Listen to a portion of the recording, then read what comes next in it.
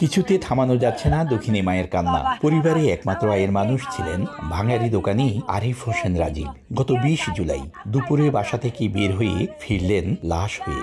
ওই সময় বৈষম্য বিরোধী ছাত্র আন্দোলনে উত্তাল ছিল গাজীপুরের ভোলবাজার।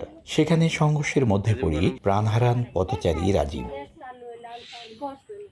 তার এমন মৃত্যুতে গোটা পরিবার এখন অসহায়। সন্তানকে হারানোর ব্যথায় মাতম করছেন বৃদ্ধা মা রহিমা বেগম আর ছোট বোন আমেনা।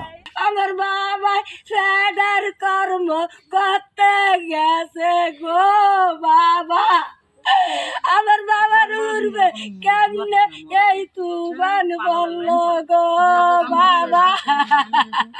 আমরা সরকারের কাছে এটার জন্য সুস্থ চাচ্ছি, আমার ভাইয়ের জন্য।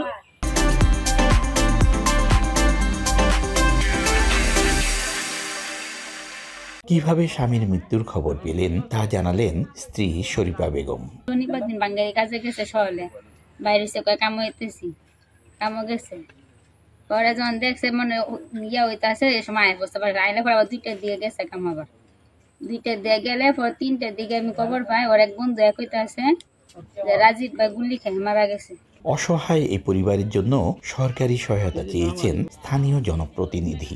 এই অসহায় পরিবারটা যাতে সহায় সম্বল ভাবে বাঁচতে পারে, সরকারের সাহায্যের হাতকে তার প্রতি বাড়ানোর জন্য আমি ইউনিয়নের চেয়ারম্যান হিসাবে মাননীয় প্রধানমন্ত্রী তথা সরকার বাহাদুরের কাছে আমি আকুল আবেদন জানাচ্ছি। নিহত আরিফ হোসেন রাজীব চাঁদপুরে মতলব উত্তর উপজেলার টর্কি এওয়াজ গ্রামের মৃত রজ্জব প্রধানের ছেলে।